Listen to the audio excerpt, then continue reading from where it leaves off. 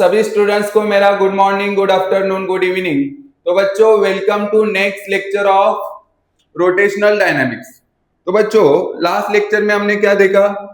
Last lecture में हमने देखा कि बैंक्ड रोड क्या होता है। ठीक है, सबसे पहले हमने देखा कि बैंक रोड क्या होता है।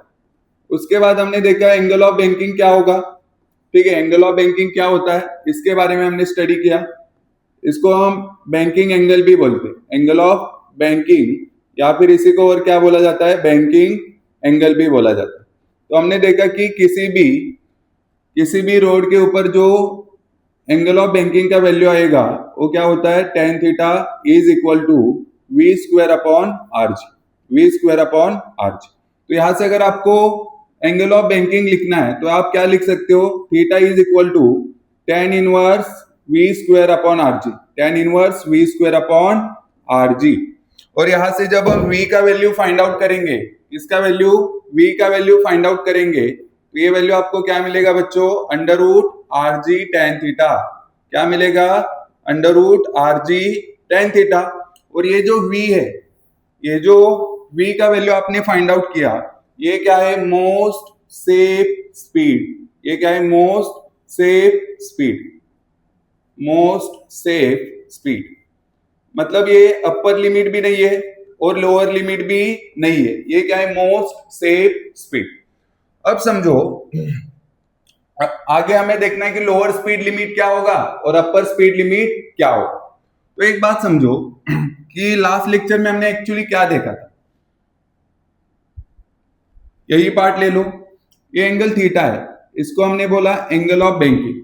फिर हमने देखा कि जब हॉरिजॉन्टल सरफेस होता है तो नॉर्मल रिएक्शन हॉरिजॉन्टल सरफेस के साथ परपेंडिकुलर होगा, लेकिन अभी जो हमारे पास सरफेस है वो सरफेस हॉरिजॉन्टल नहीं है, वो हॉरिजॉन्टल के साथ थीटा एंगल बना है।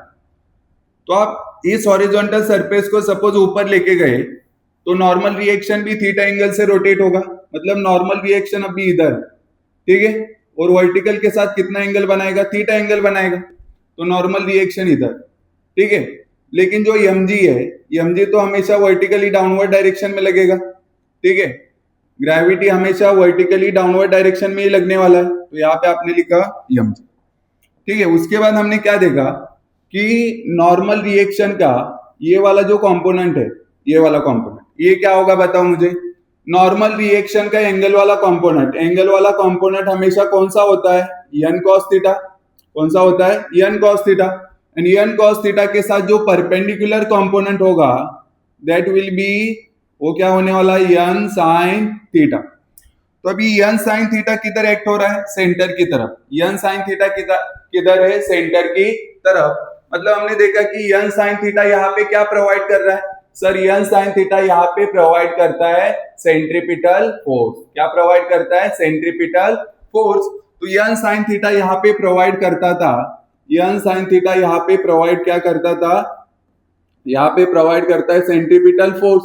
और सेंट्रीपिटल फोर्स कितना होता है बच्चों, अगर हमें स्पीड पता है तो आप लिखोगे mv स्क्वायर अपॉन आर। आपको सेंट्रीपिटल फोर्स के और भी फॉर्मूलेस पता है, दूसरा फॉर्मूला बोलो m ओमेगा स्क्वायर आर, और एक फॉर्मूला आपको पता है सर, वो होता है m v ओमेगा, लेकिन अभी हम ये वाला यूज करें। मतलब n sin theta mv square upon r के इक्वल है। n sin थीटा किसके इक्वल है, mv स्क्वायर अपॉन आर। लेकिन आपको दिखाई दे रहा है ये जो फ्रेम है, ये कौन सा फ्रेम है, नॉन इनर्शियल फ्रेम। कौन सा फ्रेम है, नॉन इनर्शियल फ्रेम। अगर ये नॉन इनर्शियल फ्रेम है तो इसको इनर्शियल फ्रेम में लेके आने के लिए इस डायरेक्शन में आप इतने ही मैग्नीट्यूड वाला फोर्स लगाओगे, ठीक है। तो आपने यहाँ पे फोर्स लगाया mv स्क्वायर अपॉन आर, जो कि किसके इक्वल है, n sin थीटा के। तो हॉरिजॉन्टली लेफ्ट में जितना फोर्स लग रहा है उतना ही फोर्स राइट में है, जितना फोर्स वर्टिकली डाउनवर्ड लग रहा है, वर्टिकली डाउनवर्ड एक्ट हो रहा है, उतना ही फोर्स वर्टिकली अपवर्ड। तो नेट फोर्स कितना हुआ, नेट फोर्स 0 हुआ। जितना वर्टिकली अपवर्ड उतना ही वर्टिकली डाउनवर्ड, जितना हॉरिजॉन्टली लेफ्ट में है उतना ही राइट में है। तो यहाँ पे नेट फोर्स कितना हुआ, 0। अगर नेट फोर्स 0 है तो नेट एक्सेलरेशन भी क्या होगा, 0 होगा।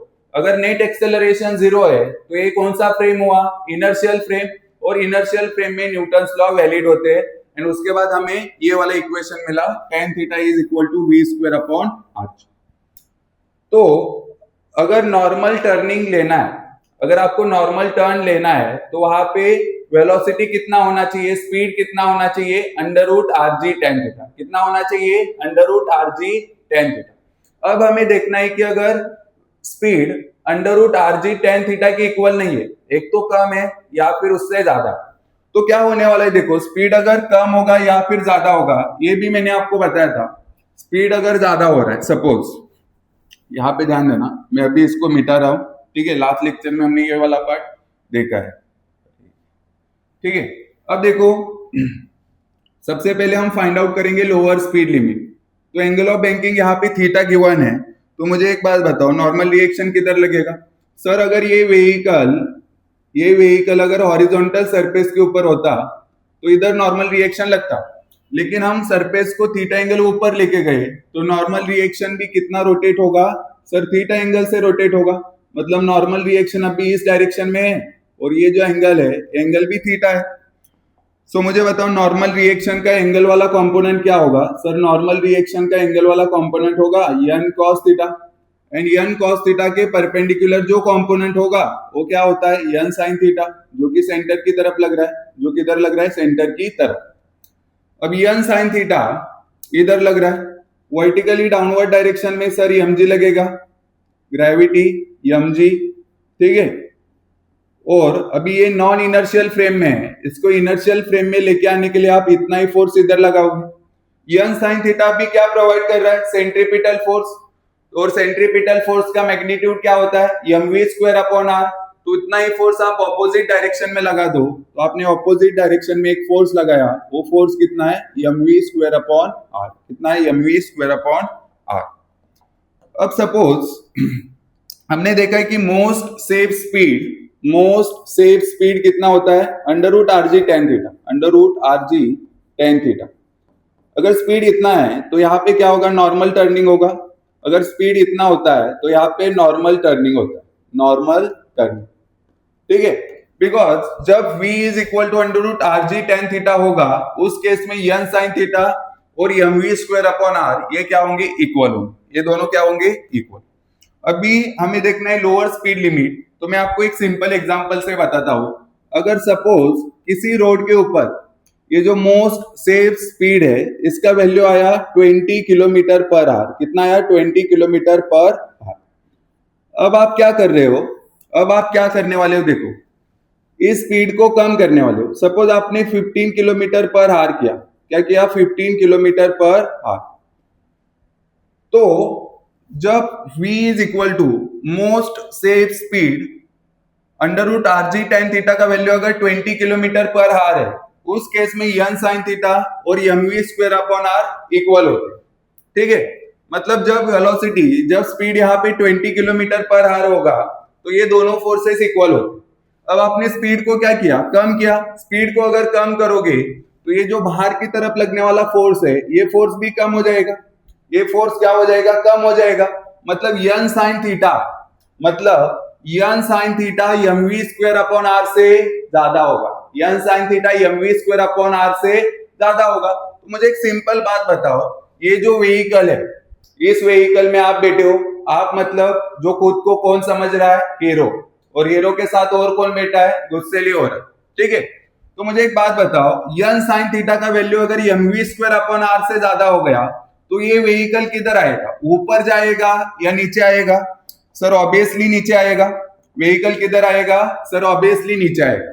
मुझे एक बात बताओ, व्हीकल अगर नीचे आ रहा है, व्हीकल अगर नीचे आ रहा है तो फ्रिक्शन उसको अपोज करेगा, फ्रिक्शन उसको क्या करने वाला है, अपोज करेगा।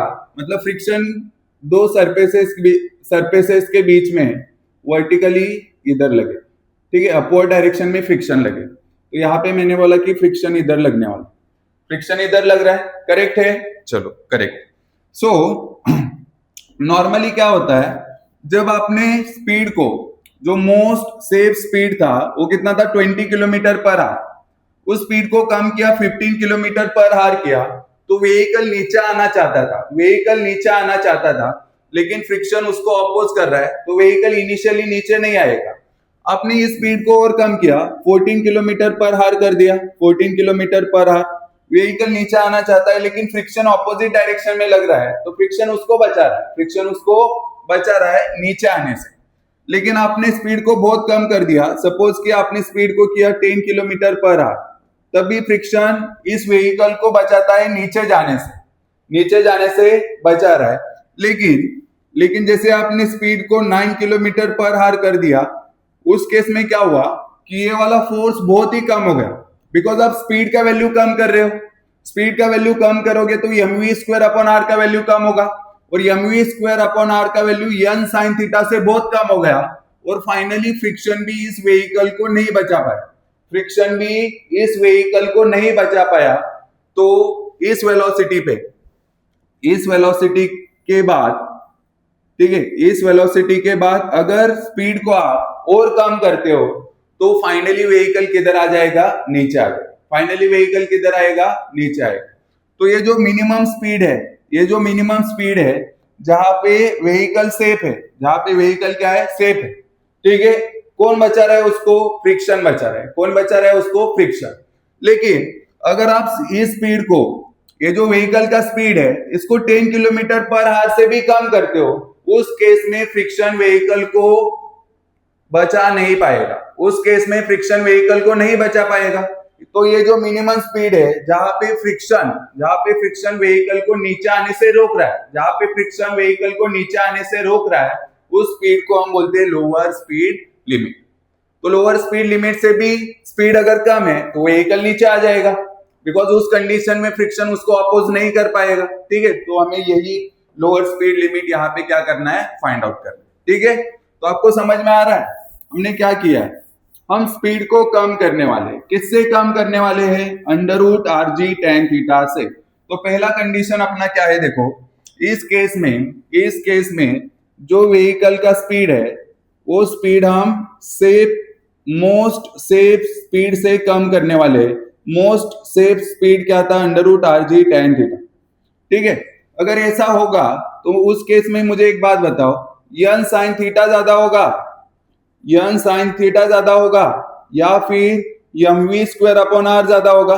सर अगर वेलोसिटी, अगर स्पीड आरजी टेन थीटा के इक्वल होता, स्पीड अगर under root RG tan theta के इक्वल होता तो दोनों एक दूसरे के इक्वल होते हैं। लेकिन हमने अभी क्या किया, अभी हमने v का वैल्यू कम कर दिया, किससे, under root RG tan theta से। तो क्या होगा sir, mv square upon r का वैल्यू यन साइन थीटा से कम हो जाए, यन साइन थीटा से कम हो जाएगा। तो मुझे एक बात बताओ, इस कंडीशन की वजह से वेलोसिटी का value under root are g tan theta से अगर कम है तो उस कंडीशन में व्हीकल किधर आएगा, नीचे आएगा। तो यहां पे लिखो व्हीकल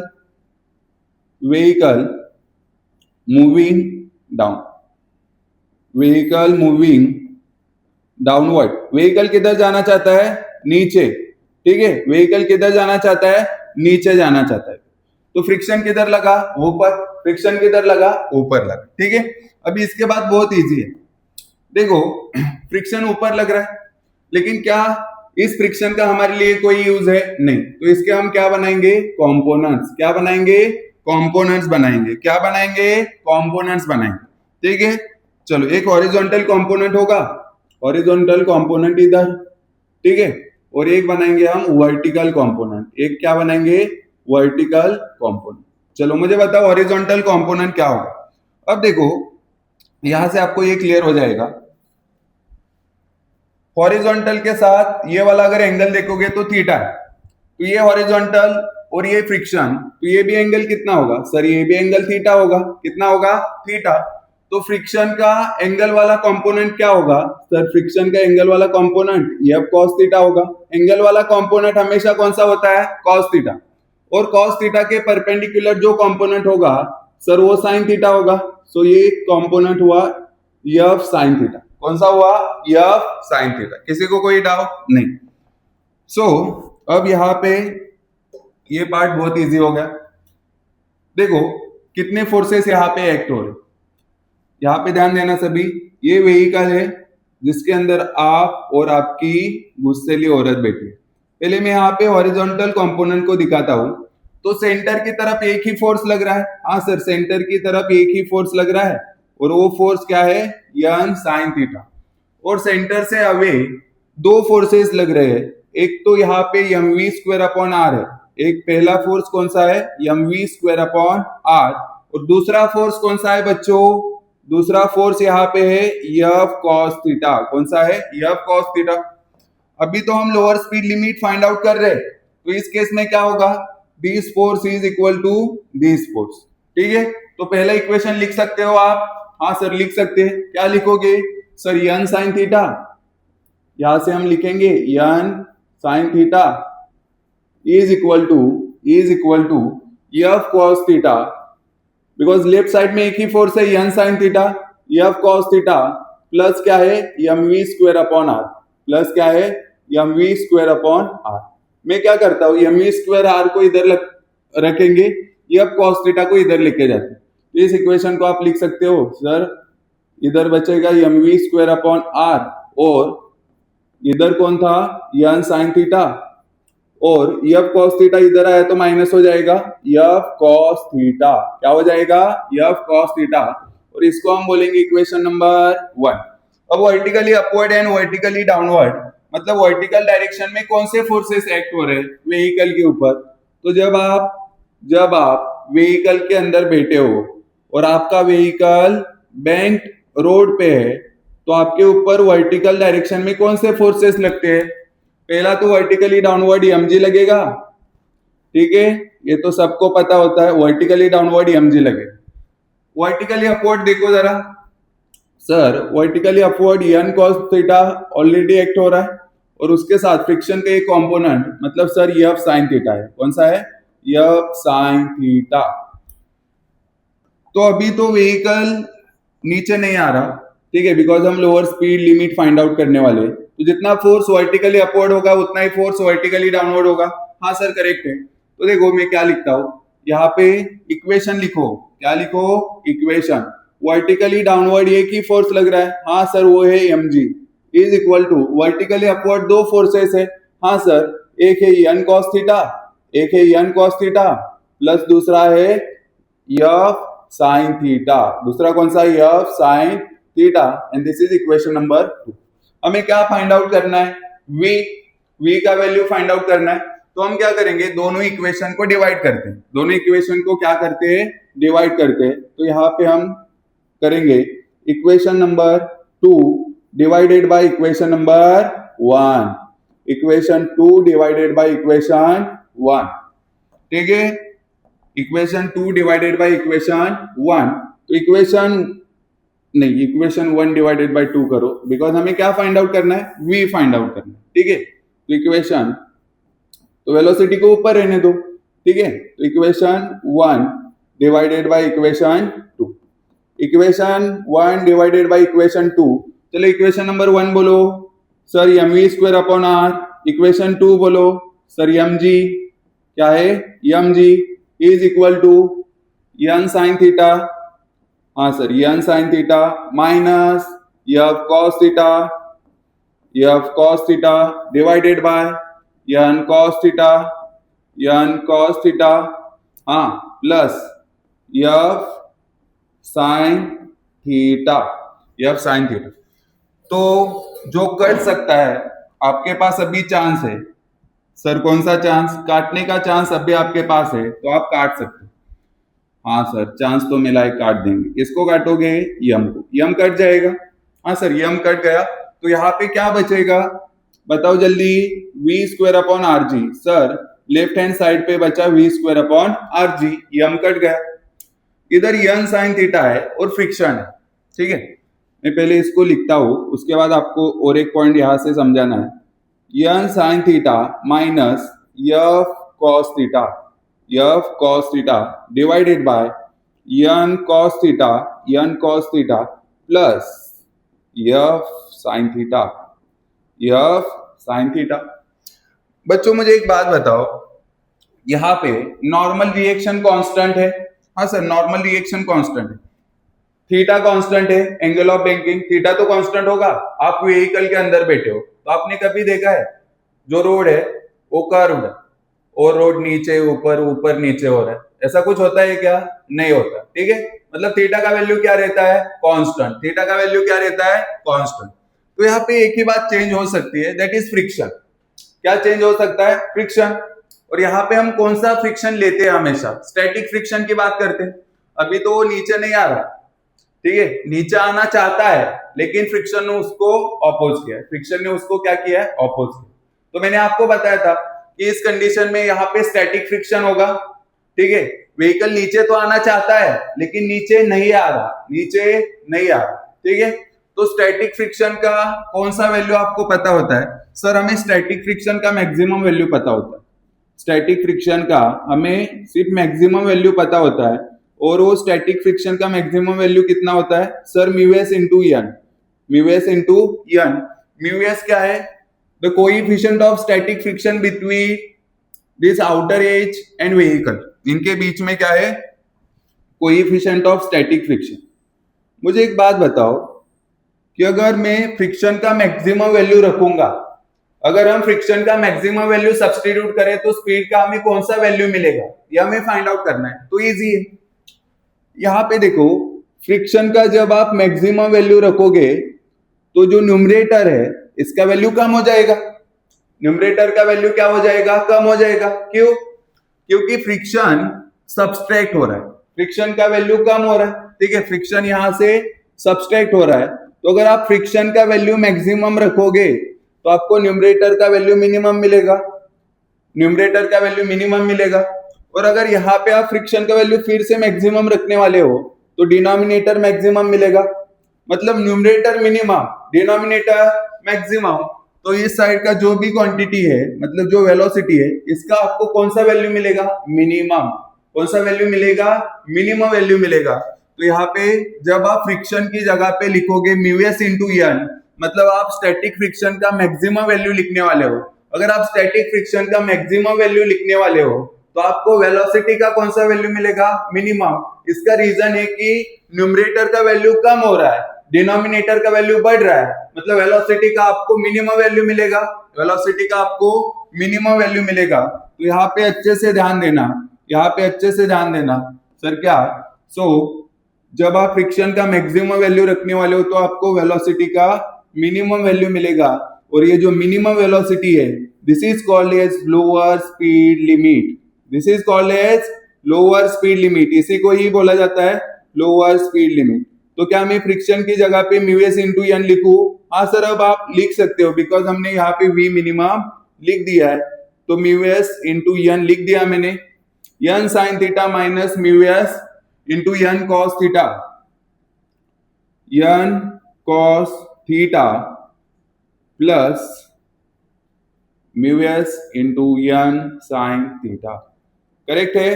चलो, यहां तक क्लियर हो रहा है सबको? किसी को कोई डाउट नहीं? ठीक है, ये साइड आएगा ना।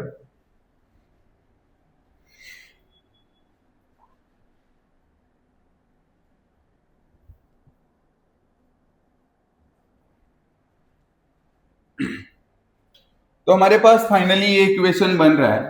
ठीक है, ये इक्वेशन बन रहा है। इस इक्वेशन को थोड़ा सा मैं इधर शिफ्ट करता हूं। ठीक है, इक्वेशन 1 को मैं यहाँ से, सॉरी 2 को थोड़ा सा हम इधर लिखते हैं, इसको ध्यान दो। इक्वेशन 2 क्या था अपना? हाँ, यहाँ पे है। सो हमने लिखा था equation 2 M G is equal to N cos theta, हाँ sir, N cos theta plus F sine theta, F sine theta. ठीक है, मुझे बिकॉज इसको फर्दर सॉल्व करना है तो मुझे यहाँ पे स्पेस लगे। मुझे मिनिमम वेलोसिटी फाइंड आउट करना है, लेकिन मुझे ये साइन कॉस ये सब कुछ नहीं रखना। और एक बात देखो, नॉर्मल रिएक्शन को यहां से न्यूमरेटर से कॉमन निकालोगे, नॉर्मल रिएक्शन को डिनोमिनेटर से कॉमन निकालोगे, और नॉर्मल रिएक्शन यहां से कट जाएगा, नॉर्मल रिएक्शन यहां से कट जाएगा, बिकॉज न्यूमरेटर से कॉमन आ रहा है, डिनोमिनेटर से कॉमन आ रहा है, और ये कट जाएगा।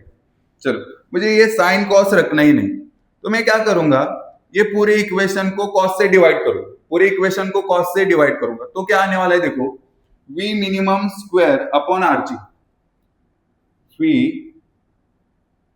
Minimum square upon are G is equal to is equal to is equal to देखो यन साइन थीटा, यहाँ पे यन तो कट चुका है, साइन थीटा डिवाइडेड बाय, मैं किससे डिवाइड करने वाला हूं, N sine theta upon cos theta, मैं कॉस थीटा से डिवाइड करने वाला, बिकॉज मुझे इसमें कॉस थीटा को नहीं रखना, म्यू एस कॉस थीटा है, म्यू एस कॉस थीटा है, और इसको भी हम किससे डिवाइड करेंगे सर, इसको भी हम डिवाइड करेंगे थीटा से, किससे डिवाइड करेंगे, थीटा से। फिर देखो यहां पे cos थीटा ही बचा है, तो cos theta upon cos theta upon cos theta plus है, हाँ म्यू एस साइन थीटा बचा है, कौन बचा है, म्यू एस साइन थीटा, और म्यू एस साइन थीटा को भी मैं किससे डिवाइड करूंगा, cos थीटा से, म्यू एस साइन थीटा को भी हमने cos थीटा से डिवाइड किया।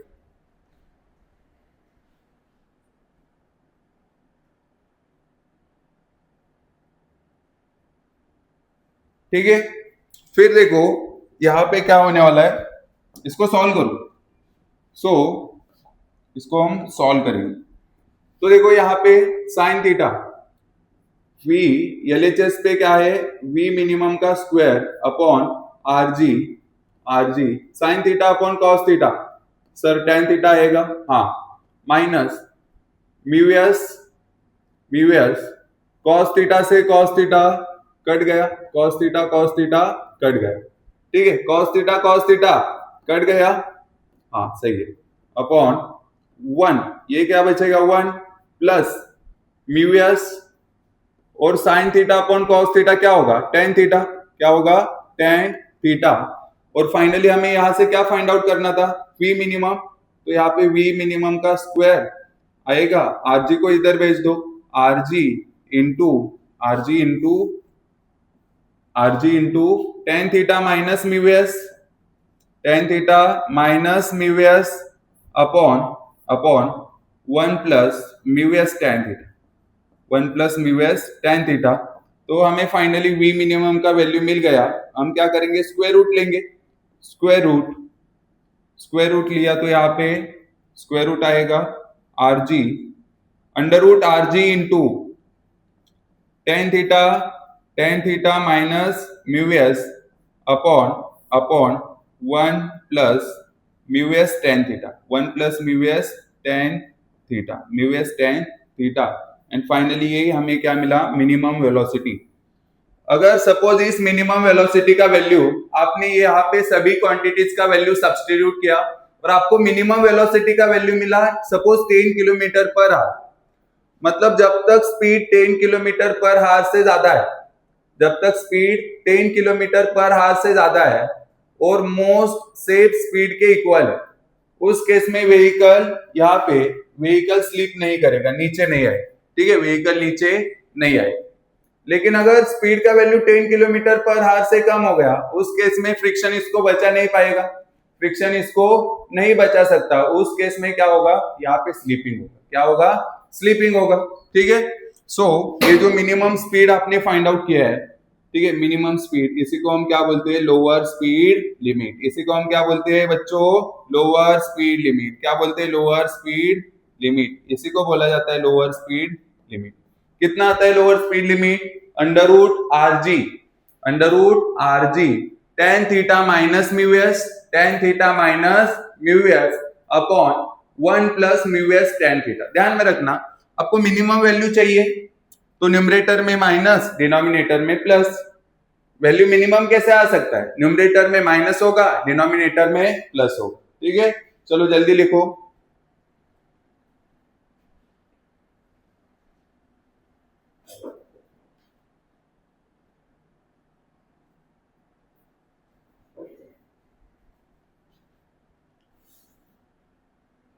ठीक है, हुआ क्लियर सबको, सबको क्लियर हुआ, ठीक है, सबको क्लियर है। चलो नेक्स्ट पॉइंट पे चलेंगे। अब हम देखेंगे अपर स्पीड लिमिट। जैसे हमने लोअर स्पीड लिमिट में क्या देखा, अगर वेलोसिटी का वैल्यू, व्हीकल के स्पीड का वैल्यू अगर एक लिमिट से कम हो जाए तो उस केस में व्हीकल नीचे आएगा, व्हीकल नीचे आएगा मतलब एक्चुअली उसका क्या होने वाला है, स्लीपिंग होने वाला है, एक्चुअली उसका क्या होने वाला है, स्लीपिंग। बिकॉज सेंटर की तरफ लगने वाला फोर्स इंक्रीज हुआ, तो सेंटर की तरफ लगने वाला फोर्स अगर इंक्रीज हुआ तो व्हीकल ऐसे हो जाएगा, मतलब उसका क्या होगा, स्लीपिंग होगा। क्या होगा, स्लीपिंग होगा। अब हम सेकेंड केस में जाने वाले हैं, अपर स्पीड लिमिट। अपर स्पीड लिमिट का मीनिंग भी वही होगा कि स्पीड का वैल्यू एक लिमिट से ज्यादा हो गया।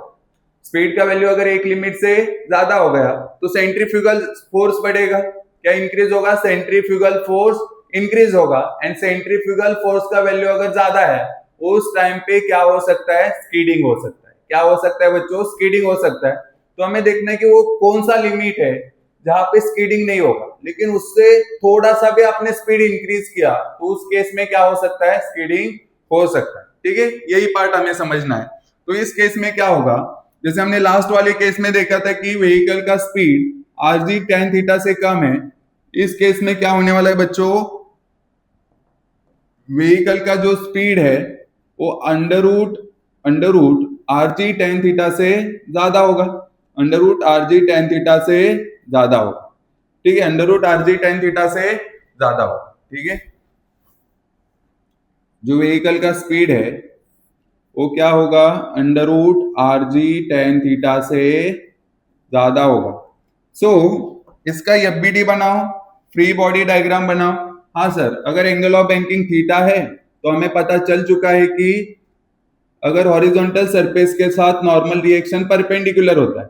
ठीक है, लेकिन अभी हमने क्या किया, व्हीकल हॉरिजॉन्टल रोड के ऊपर नहीं है, रोड को हमने थीटा एंगल से ऊपर लिया तो नॉर्मल रिएक्शन भी थीटा एंगल से रोटेट हो जाएगा। तो नॉर्मल रिएक्शन अभी ऐसे है, परपेंडिकुलर। अभी कैसे है, परपेंडिकुलर है, तो ये एंगल कितना होगा, थीटा। ठीक है, जितना एंगल से आपने रोड को ऊपर लिया उतने एंगल से नॉर्मल रिएक्शन रोटेट हो जाएगा। हाँ सर, नॉर्मल रिएक्शन का एंगल वाला कंपोनेंट होगा यन cos theta, and N cos theta के परपेंडिकुलर जो कंपोनेंट होगा वो कंपोनेंट होगा यन sine theta, N sine theta. Vehicle के अंदर जो हमारा हीरो बेटा है उसके साथ उसकी गुस्सेली औरत बेटी है और व्हीकल, इन तीनों का मास यम है, तो वर्टिकली डाउनवर्ड डायरेक्शन में लगेगा mg। कौन लगेगा, mg लगेगा। वर्टिकली डाउनवर्ड डायरेक्शन में कौन एक्ट होगा, mg एक्ट। क्लियर हुआ। तो अभी आपको दिखाई दे रहा है कि ये कौन सा फ्रेम है, नॉन इनर्शियल फ्रेम, और नॉन इनर्शियल फ्रेम में न्यूटन्स लॉ एप्लीकेबल नहीं होता। तो अगर न्यूटन्स लॉ को एप्लीकेबल करना है तो जितना फोर्स सेंटर की तरफ लग रहा है उतना ही फोर्स पलट के ऑपोजिट डायरेक्शन में लगा दो। तो अभी यन साइन थीटा किसके इक्वल है, sir N sine theta centripetal force provide कर रहा है, और सेंट्रीपिटल फोर्स का मैग्नीट्यूड क्या होता है, mv स्क्वायर अपॉन आर। तो अब आप क्या करोगे, इसको इनर्शियल फ्रेम में लेके आने के लिए mv स्क्वायर अपॉन आर को ऑपोजिट डायरेक्शन में लगा दोगे तो इस केस में क्या हो जाएगा, this force is equal to this force. जितना वर्टिकली अपवर्ड उतना वर्टिकली डाउनवर्ड, मतलब नेट फोर्स कितना हुआ, जीरो। अगर नेट फोर्स जीरो है तो नेट एक्सेलरेशन जीरो। अगर नेट एक्सेलरेशन जीरो है तो फ्रेम कौन सा, इनर्शियल। अगर फ्रेम इनर्शियल है तो न्यूटन्स लॉ वैलिड होते हैं, न्यूटन्स लॉ वैलिड होते हैं। तो यहाँ पे देखो ये वाला आपने बनाया एफबीडी, लेकिन अब प्रॉब्लम क्या है, अब प्रॉब्लम है कि जो हमारे पास व्हीकल है, जिस व्हीकल के अंदर आप बैठे हो उसका स्पीड मोस्ट सेफ स्पीड के इक्वल नहीं है, उससे क्या है, ज्यादा है, उससे क्या है, ज्यादा है। तो आपको पता है अगर velocity under root RG tan theta के इक्वल है, वेलोसिटी अगर under root RG tan theta के इक्वल है, इसका मीनिंग क्या होता है, इसका मीनिंग होता है कि N sine theta is equal to mv square upon R. ठीक है, mv स्क्वायर अपॉन आर। लेकिन अभी वेलोसिटी आरजी tan थीटा से ज्यादा है, इसका मीनिंग क्या होगा, mv स्क्वायर अपॉन आर का वैल्यू यन साइन थीटा से ज्यादा हो। ठीक है, बिकॉज आपने स्पीड का वैल्यू इंक्रीज किया तो ये वैल्यू तो एज इट इज रहेगा, लेकिन ये वैल्यू क्या हुआ, इंक्रीज हुआ। ये वैल्यू क्या हुआ, इंक्रीज हुआ। मतलब इस केस में क्या होता है, इस केस में mv स्क्वायर अपॉन आर का वैल्यू यन साइन थीटा से ज्यादा होता है, यन साइन थीटा से ज्यादा होता है। मुझे एक बात बताओ, वेलोसिटी का वैल्यू अगर under root RG tan theta से ज्यादा है तो व्हीकल किधर जाना चाहिएगा, ऊपर। व्हीकल किधर जाना चाहिएगा, ऊपर जाना चाहिएगा। तो इसी कंडीशन को आप बोल सकते हो vehicle moving upward, vehicle moving vehicle moving upward, ठीक है, व्हीकल मूविंग अपवर्ड कहाँ पे, बैंक रोड पे, कहाँ पे, बैंक रोड पे।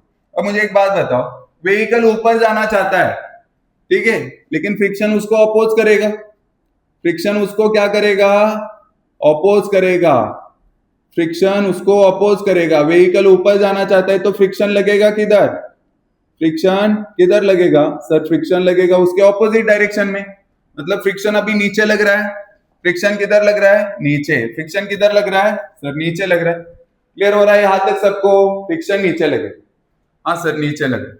तो फ्रिक्शन एक लिमिट तक, फ्रिक्शन सपोज की most safe speed 20 kilometre per hour, अब आप स्पीड को इंक्रीज कर रहे हो, आपने 30 किलोमीटर पर आवर किया, 40 किलोमीटर पर आवर किया, ठीक है, लेकिन 40 किलोमीटर पर आवर पे भी आपने देखा कि ये जो व्हीकल है ये ऊपर नहीं गया, बिकॉज फ्रिक्शन उसको क्या कर रहा है, ऑपोज। लेकिन जैसे आपने स्पीड 41 किलोमीटर पर आवर किया, 41 किलोमीटर पर आवर जैसे ही किया, वैसे आपको दिखाई दिया कि व्हीकल अब ऊपर जा रहा है, बिकॉज अभी क्या हुआ, फ्रिक्शन उसको अपोज नहीं कर पाएगा, फ्रिक्शन उसको अपोज नहीं कर पाएगा, ठीक है।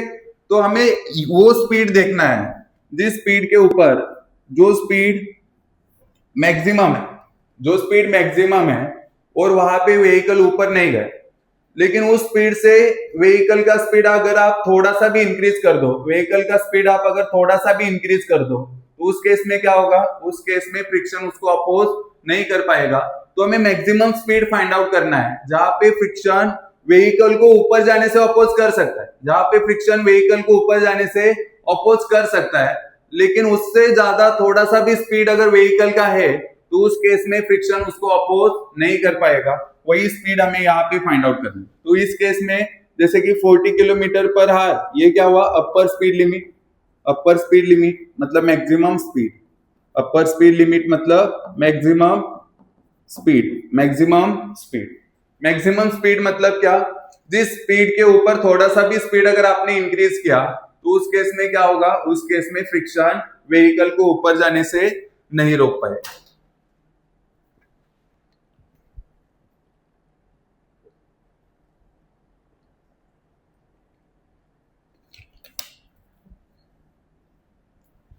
देखो यहाँ पे फ्रिक्शन नीचे की तरफ लग रहा है, लेकिन हमें इस फ्रिक्शन के बनाने पड़ेंगे कंपोनेंट, तो हम यहाँ पे बनाएंगे कंपोनेंट, यह इधर, एक कंपोनेंट इधर हॉरिजॉन्टल डायरेक्शन में और एक कंपोनेंट होगा वर्टिकली डाउनवर्ड डायरेक्शन में।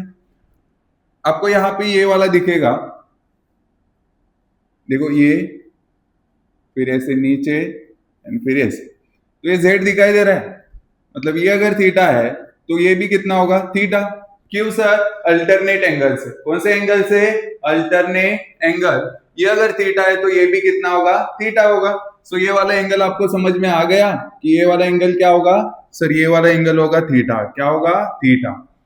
सो यफ का एंगल वाला कंपोनेंट क्या होगा, यफ कॉस थीटा, क्या होगा, यफ कॉस थीटा।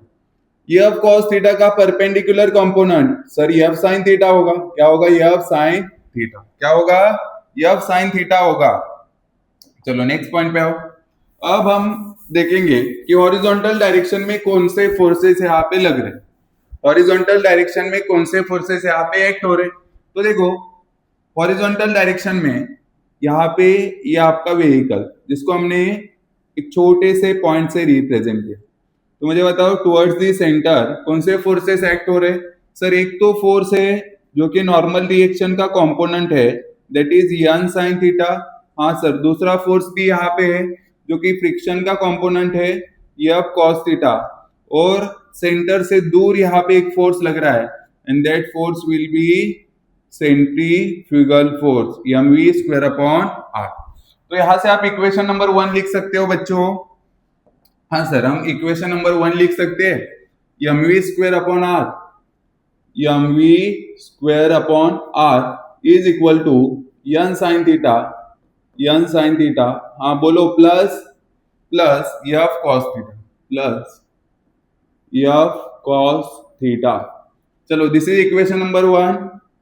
हाँ इक्वेशन नंबर 2 बोलो, vertically upward, vertically downward, vertically downward बोलो, हाँ sir mg plus M G plus और कौन लग रहा है एफ साइन थीटा, कौन लग रहा है F sine theta is equal to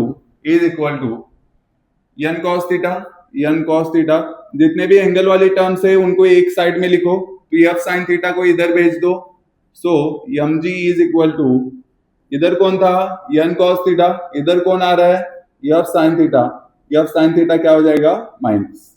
so this is equation number 2।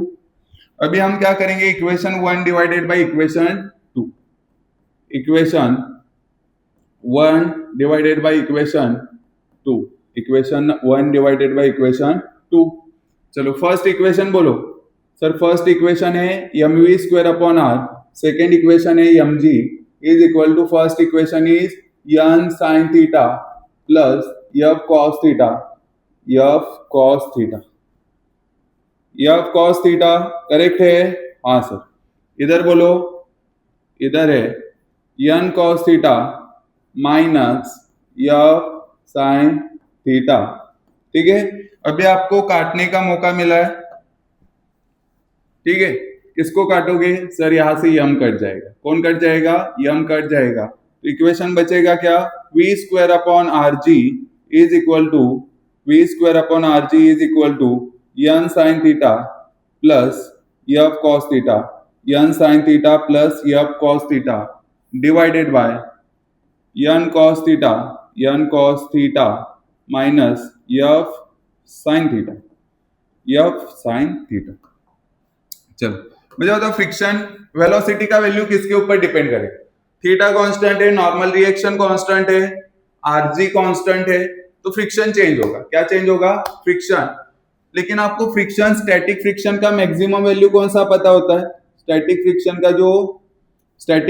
का जो वैल्यू है वो आपको कौन सा पता होता है सर, हमें स्टैटिक फ्रिक्शन का एक ही वैल्यू पता होता है, that is maximum value. And static friction का मैक्सिमम वैल्यू क्या होता है म्यू एस इंटू एन। मुझे एक बात बताओ, जब आप फ्रिक्शन का मैक्सिमम वैल्यू लिखोगे तो आपको वेलोसिटी का कौन सा वैल्यू मिलेगा, एक तो मिनिमम मिल सकता है या फिर मैक्सिमम मिल सकता है। तो देखो यहाँ पे जब आप फ्रिक्शन का मैक्सिमम वैल्यू लिखोगे तो एक्चुअली वो वैल्यू क्या होने वाला है, ऐड होने वाला है, मतलब न्यूमरेटर क्या मिलेगा आपको मैक्सिमम। यहाँ पे जब आप फ्रिक्शन का मैक्सिमम वैल्यू लिखोगे तो वो सबस्ट्रैक्ट होने वाला है, माइनस होने वाला है। तो ये जो डिनोमिनेटर है, डिनोमिनेटर क्या मिलेगा आपको मिनिमम, डिनोमिनेटर कम है न्यूमरेटर ज्यादा है, मतलब वेलोसिटी का आपको कौन सा वैल्यू मिलेगा मैक्सिमम। इस केस में अगर आप फ्रिक्शन का मैक्सिमम वैल्यू लिखते हो तो आपको वेलोसिटी का मैक्सिमम वैल्यू मिलेगा, बिकॉज न्यूमरेटर में प्लस है डिनोमिनेटर में माइनस है। इससे पहले वाले केस में क्या हुआ था, वहां पे न्यूमरेटर में माइनस था, डिनोमिनेटर में प्लस था, तो वहां पे आपको वेलोसिटी का मिनिमम वैल्यू मिल रहा था। वेलोसिटी का कौन सा वैल्यू मिल रहा था मिनिमम, यहाँ पे कौन सा मिलेगा मैक्सिमम, कौन सा मिलेगा मैक्सिमम। सो वी मैक्स,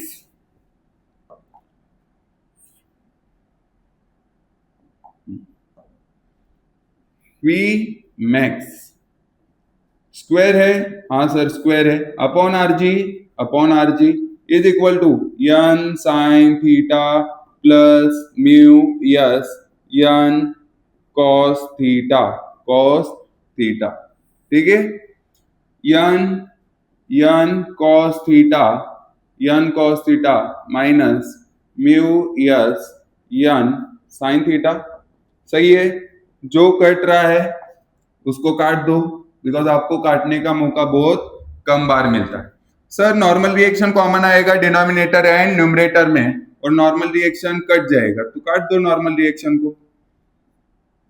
तो यहां से आपने नॉर्मल रिएक्शन को काट दिया, ठीक है। तो इक्वेशन बचेगा क्या बोलो सर, यहाँ पे इक्वेशन बचेगा वी स्क्वायर, सॉरी मैक्सिमम लिखो, V max upon R G, V max upon are G is equal to sine theta plus mu s cos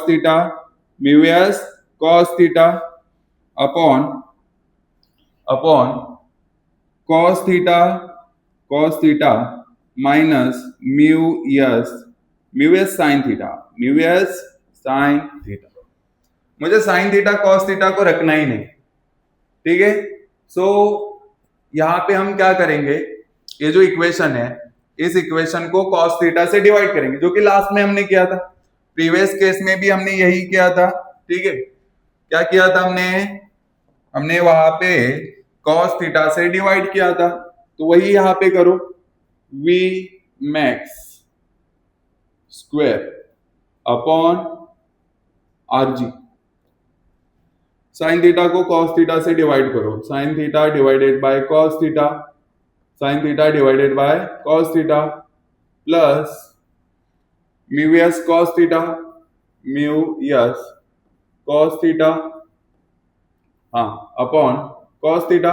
cos theta से ही डिवाइड करना है, किससे डिवाइड करना है, cos theta, cos theta, cos theta divided by cos theta, divided by cos theta minus mu s sine theta, mu s sine theta upon cos theta, upon cos theta, upon cos theta. चलो बताओ क्या आएगा, क्या cut जाएगा sir, cos theta cut जाएगा, हाँ सही है, cos थीटा कट जाएगा, ठीक है, तो कट गया। साइन थीटा cos थीटा, ये तो tan थीटा आएगा। चलो बताओ next step, v max square upon RG, v max square upon RG, v max square upon RG is equal to sine theta upon cos theta, sir tan theta plus mu s upon 1 आएगा यहाँ पे, 1 minus mu S tan theta, mu S tan theta.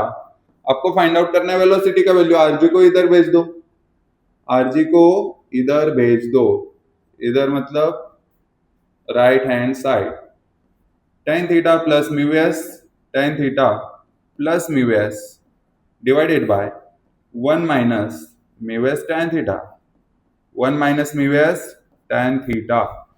आपको v max find out करना है, square root ले लो, क्या ले लो, square root, तो यहाँ पे आएगा under root R G tan theta plus mu s upon 1 minus mu S tan theta. क्या चेंज हुआ है दोनों इक्वेशन में, सर साइन चेंज हुआ है, बाकी कुछ नहीं, ठीक है। सो देखो सिंपल बात है, इसके फॉर्मूले ध्यान में रखना बहुत डिफिकल्ट नहीं है, और ये डेरिवेशन भी इतना ज्यादा डिफिकल्ट नहीं था, ठीक है। जो हमने लास्ट लेक्चर में देखा था उसमें सिर्फ एक ही थिंग ऐड हो रही है, एक ही चीज उसमें ऐड हो रही है, वो है फ्रिक्शन। व्हीकल जब नीचे जाना चाहता है तो फ्रिक्शन ऊपर लगेगा और फ्रिक्शन के कंपोनेंट बना दो, ठीक है। अगर व्हीकल ऊपर जाना चाहता है तो फ्रिक्शन नीचे लगेगा और फ्रिक्शन के कंपोनेंट बना दो, बाकी तो सब कुछ वही है ना, ठीक है, बाकी सब कुछ वही है। अगर आपको एंट्रेंस के लिए फॉर्मूले याद करने तो वो भी इजी है, मैं बता देता हूँ, वो फॉर्मूलेज में बता देता हूँ, ठीक है। मैक्सिमम कितना आया, अंडर रूट आर जी, हाँ आगे बोलो, tan theta plus mu S, हाँ upon 1 plus mu S tan theta upon 1 minus mu S tan theta, ठीक है। अब देखो फॉर्मूलाज को कैसे याद करना है फॉर योर एंट्रेंस एग्जाम। देखो एक तो है लोअर स्पीड लिमिट, मतलब v minimum is equal to under root, और दूसरा v मैक्सिमम फाइंड आउट करना है, so v maximum is equal to under root RG, यहाँ पे लिख दो, आरजी यहाँ पे लिख दो, हाँ यहाँ पे tan थीटा लिख दो, tan थीटा इधर लिख दो म्यू एस,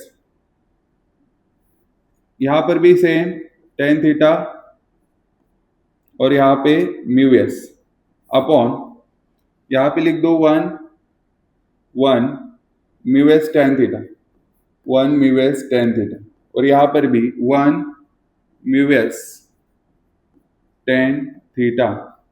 ये वैल्यू आपको मिनिमम चाहिए तो यहाँ पे निगेटिव लगाना पड़ेगा, मिनिमम चाहिए तो यहाँ पे प्लस लगाना पड़ेगा, हो गया फॉर्मूला। ये मैक्सिमम चाहिए तो यहाँ पे प्लस, यहाँ पे माइनस लगाना पड़ेगा, हो गया डन। सो फॉर्मूलाज तो आप इजीली ध्यान में रख सकते हो, इसके साथ डेरिवेशन भी इतना ज्यादा डिफिकल्ट नहीं है, कॉन्सेप्चुअली समझ के लो, इसमें रट्टा मारने वाला कोई भी पार्ट नहीं है।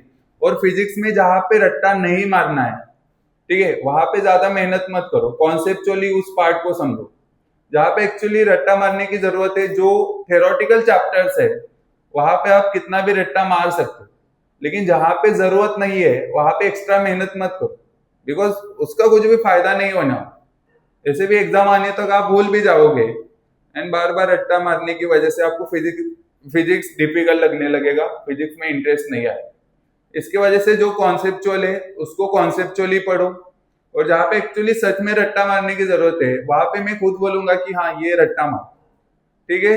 लेकिन बाकी जो भी कॉन्सेप्चुअल पार्ट है उसको, ठीक है, पहले तो समझो, उसके बाद ब्लैंक पेज के ऊपर उसको लिखो, तो ये आपका परफेक्ट बन जाए, ठीक है। तो आज का लेक्चर यहाँ पे ही एंड करते हैं। तो सभी स्टूडेंट्स को all the very best and thank you.